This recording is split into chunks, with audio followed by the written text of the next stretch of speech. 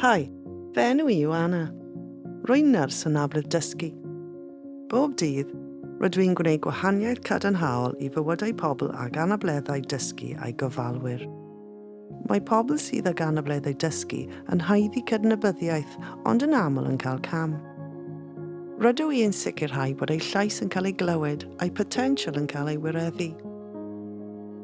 Rydw i'n gweithio mewn partneriaeth gyda nhw a rhai sydd yn eu cefnogi I sicrhau eu bod yn cael y gofal iechyd y maent yn ei haeddu ac yr un cyfleoedd y phawb arall. Rydw i'n dod I adnabod pob person a darganfod beth sy'n bwysig iddynt. Trwy fod yn dosturiol, gan chwilio am atebion a defnyddio ffyrdd creadigol ac arloesol I ddarparu cefnogaeth.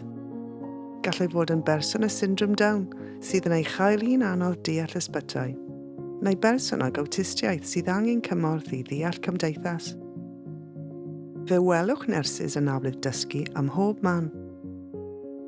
Rydym yn gweithio mewn cymunedau, cartrefi, ysbytau, ysgolion, a hyd yn oed carchardai. Pan fyddwn yn ei gael yn iawn I bobl ag anableddau dysgu, rydym yn ei gael yn iawn I bawb. Dyma fy angerdd, ni allaf ddychmygu gwneud unrhyw beth arall. Mae Cymru yn le gwych I wneud gradd Nyrsio Anabledd Dysgu. Dechreuwch eich taith I fod yn Nyrs Anabledd Dysgu gyda Mhrifysgol Cymru.